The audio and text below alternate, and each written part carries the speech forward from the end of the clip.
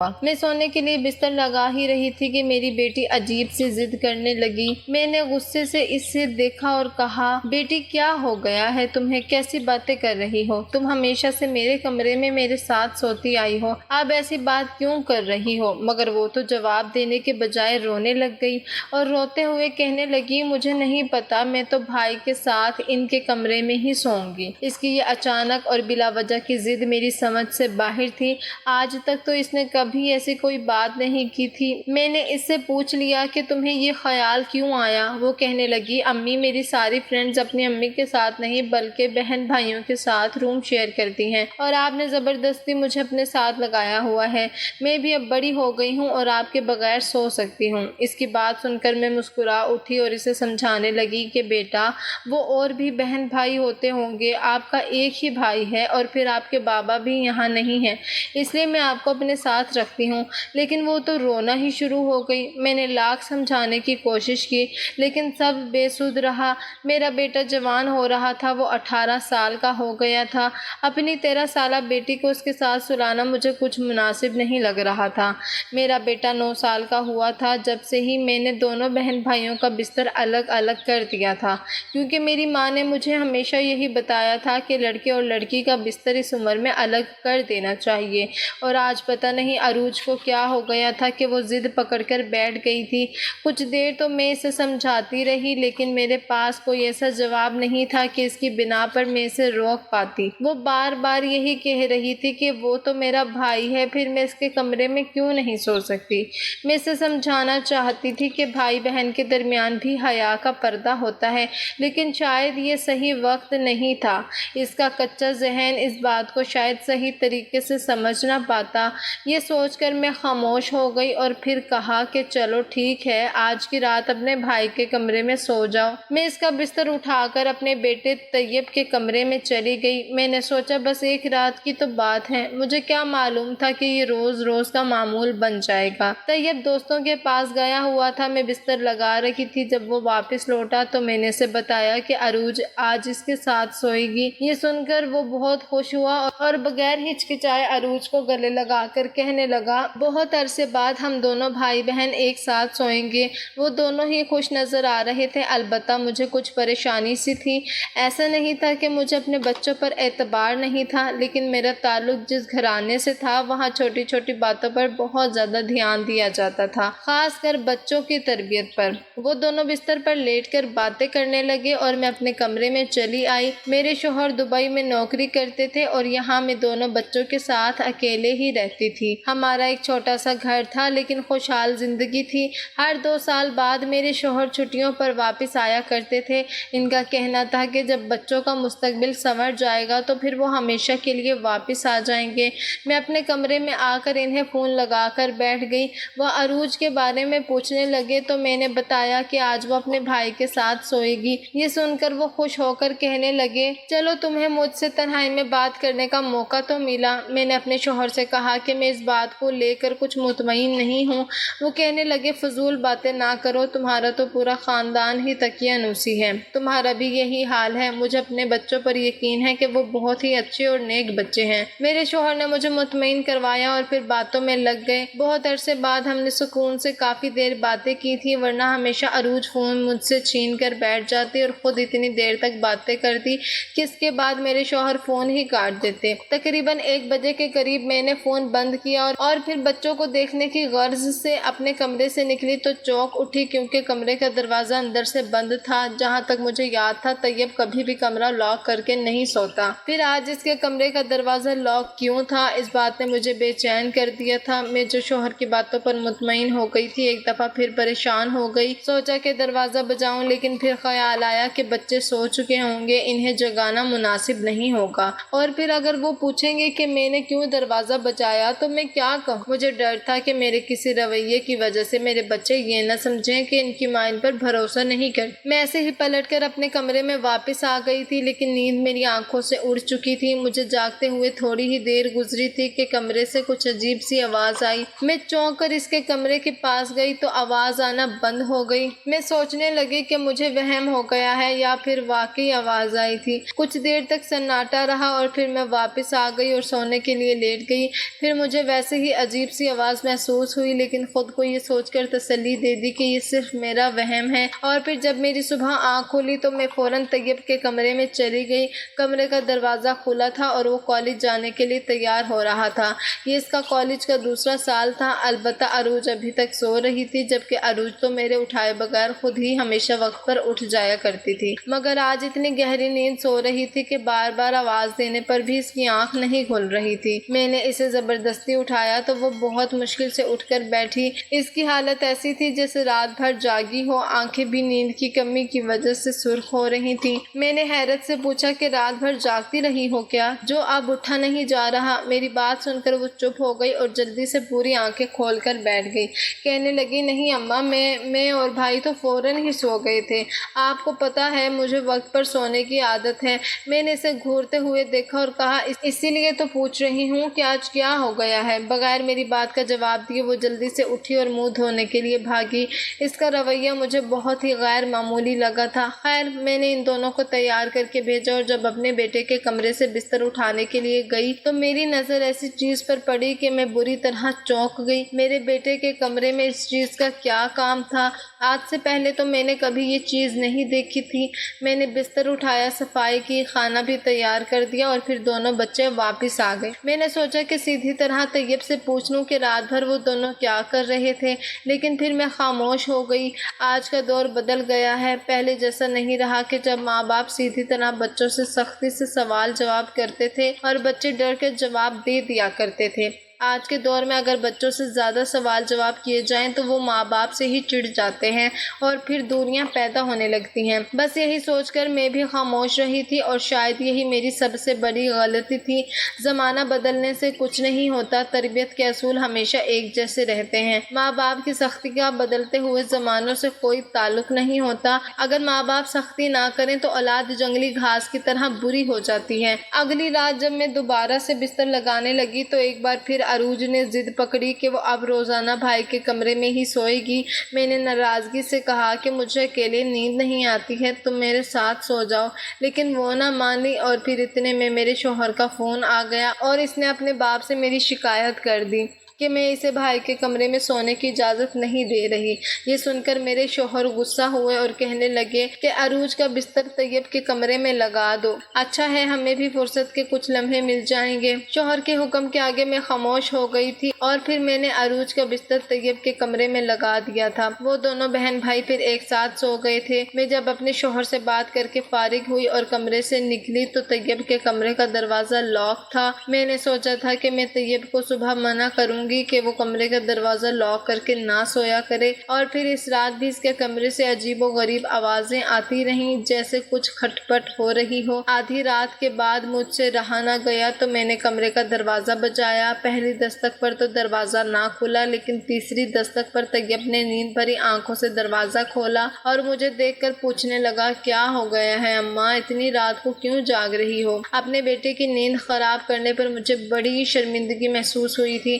میں نے طیب سے عروج کے بارے میں پوچھا تو وہ کہنے لگا، وہ گہری نیند سو رہی ہے اور میں بھی سو رہا ہوں، آپ کو وہم ہو گیا ہے، جا کر سو جائیں۔ یہ کہہ کر وہ دروازہ بند کرنے لگا تو میں نے اسے روکا اور کہا کہ دروازہ لاک نہ کرو، تم ابھی بچے ہو، مجھے فکر ستاتی رہتی ہے۔ میری بات سن کر اس نے عجیب سی نظروں سے دیکھا اور اوکے کہہ کر سے دروازہ بند کر دیا، اسے لاک نہیں کیا۔ میں واپس اپنے کمرے میں آ گئی تھی۔ میں نے خود کو سمجھایا کہ شاید میں بہت ہی زیادہ سوچ رہی ہوں، ایسی بھی کوئی بات نہیں ہے، مگر 2 دن بعد ہی عروج کے اسکول سے فون آیا اور ٹیچر نے ایسی بات کہی کہ میں گھبرا گئی۔ انہوں نے مجھے اسکول بلوایا تھا، میں فوراً اسکول پہنچ گئی۔ عروج کی ٹیچر نے خصوصاً طور پر مجھ سے ملاقات کی اور کہنے لگی کہ عروج ہماری کلاس کی بہت ہی لائق بچی تھی، لیکن نہ جانے سے 3-4 دن سے کیا ہو گیا ہے، وہ سارا وقت کلاس میں سوتی رہتی ہے، پڑھائی پر کوئی توجہ نہیں ہے۔ 2 دن سے اس نے ٹیسٹ بھی غلط دینے شروع کر دیے ہیں۔ میں نے آپ کو اسی لیے بلایا ہے کہ معاملہ زیادہ ہاتھ سے نکلے اس سے پہلے ہی ہم بات کر لیں۔ یہ بچی کے ساتھ کیا مسئلہ ہو رہا ہے؟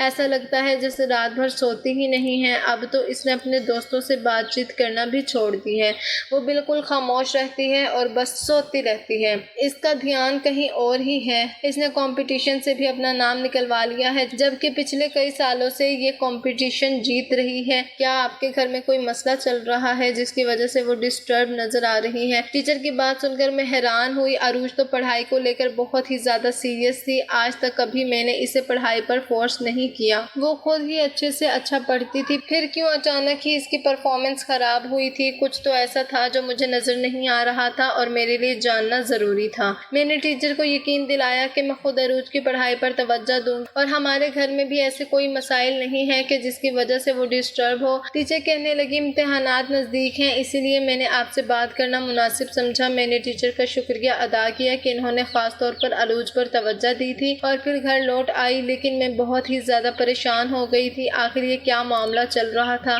عروج کا اچانک اپنے بھائی کے کمرے میں سونے کے لیے ضد کرنا اور پھر سونے کا دکھاوا کرنا، جبکہ شاید سچ یہی تھا کہ وہ رات بھر جاگ کر گزارتی تھی، مگر اس جاگنے کے پیچھے کیا وجہ تھی؟ اس نے اچانک یہ عجیب و غریب ضد کیوں شروع کی تھی اور ان کے کمرے سے آنے والی آوازیں کیسی تھیں؟ یہ وہ سوال تھے جن کے جواب جاننا میرے لیے ضروری تھا، اور پھر میں نے فیصلہ کیا کہ میں خاموشی سے ان کے کمرے میں چھپ جاؤں گی اور خود دیکھوں گی کہ کیا معاملہ ہے، اور پھر میں نے ایسا ہی کیا۔ میں نے رات کو ان دونوں کا بستر سیٹ کر دیا اور جب دودھ کے گلاس رکھنے کے لیے گئی تو موقع دیکھ کر ان کے بستر کے نیچے ہی چھپ گئی۔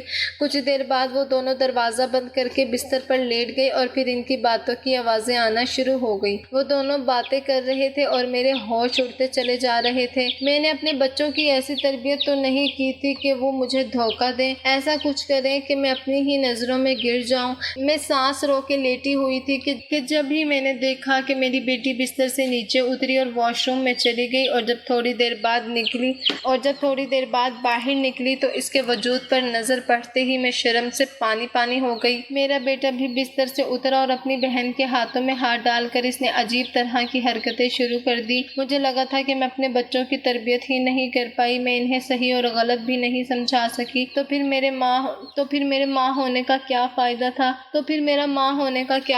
تھا؟ میری آنکھوں میں آنسو آ رہے تھے۔ کچھ دیر میں یہ تماشا دیکھتی رہی، پھر میرے صبر کی حد پار ہو گئی اور میں بستر کے نیچے سے نکل کر ان دونوں کے سامنے کھڑی ہو گئی۔ مجھے دیکھ کر وہ دونوں ہکا بکا ہو گئے اور شرم سے سر جھکا گئے۔ میں نے غصے میں عروج سے پوچھا کہ یہ سب کیا ہے اور یہ تم نے کس طرح کا لباس پہن رکھا ہے؟ بھائی کے سامنے اس لباس میں آتے تمہیں شرم نہیں آئی؟ میری بات سن کر وہ کہنے لگی آپ تو بہت ہی تقیانوسی باتیں کرتی ہیں، میں نے ایسا بھی کوئی برا لباس نہیں پہنا۔ میں نے حیرت سے سر سے پاؤں تک اسے دیکھا۔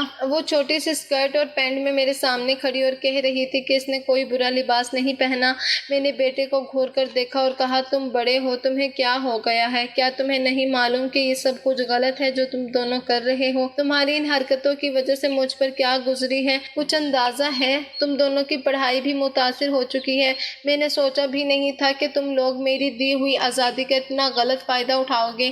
اور عروج کے پاس یہ لباس کہاں سے آیا ہے؟ میرے پاس پوچھنے کو اتنے سوال تھے کہ سمجھ نہیں آ رہا تھا کہ پہلے کیا پوچھوں اور کس بات پر غصہ کروں، بچوں کو برا کہوں یا اپنی تربیت کی کمی پر سر پیٹوں۔ طیب سر جھکا کر کہنے لگا کہ اماں آج کل یہ سب کچھ عام ہے، مگر آپ نے ہم پر اتنی پابندیاں لگا دی ہیں کہ ہم کھل کر سانس بھی نہیں لے سکتے۔ اگر میرے پاس موبائل فون نہ ہوتا تو شاید ہمیں تو دنیا کے بارے میں کچھ پتہ ہی نہ ہوتا اور ہم کنویں کے مینڈک بن کر رہ جاتے۔ جب ایک دن آپ بازار گئی تھی، اس دن میں نے عروج کو اپنے موبائل فون میں کچھ ویڈیوز دکھائی تھی جنہیں دیکھنے کے بعد عروج کو بھی شوق ہوا کہ ہم دونوں بھی یہی کرتے ہیں، اور پھر جب ہم نے یہ شروع کیا تو ہمیں مزہ آنے لگا اور پھر آہستہ آہستہ اتنا مزہ آیا کہ ہم دونوں اب ساری رات یہی کرتے ہیں۔ لوگ تو اسی کام سے اتنا پیسہ کما رہے ہیں کہ پڑھائی لکھائی کی ضرورت بھی نہیں ہے، پتہ نہیں کیوں آپ ہم دونوں پر ہر وقت پڑھائی کا اتنا پریشر ڈالتی ہیں۔ طیب کی بات سن کر میں ہکا بکا رہ گئی اور اس سے پوچھا کہ آخر تمہیں یہ ساری پٹیاں کس نے پڑھائی ہیں؟ پڑھائی کتنی ضروری ہے، کیا تمہیں معلوم نہیں ہے؟ اور وہ کہنے لگا آج کے دور میں پڑھائی کی کوئی حیثیت نہیں ہے،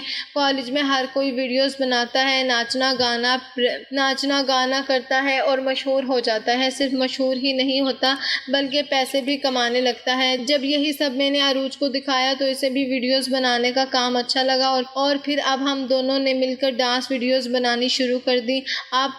آپ تو ہمیں ہرگز بھی اس بات کی اجازت نہیں دیتی، اسی لیے ہم نے چوری چھپ کے یہ کام شروع کیا ہے۔ ہماری ہر ویڈیوز پر ہزاروں لائک آتے ہیں، لوگ ہمیں پسند کر رہے ہیں۔ ایک دن ہم اس کام سے کمانا بھی شروع ہو جائیں گے۔ پڑھ لکھ کر ہمیں کیا حاصل ہوگا؟ طیب نے اپنا فون کھول کر مجھے اپنا ٹک ٹاک اکاؤنٹ دکھایا تو میں شرم سے زمین میں ہی گر گئی۔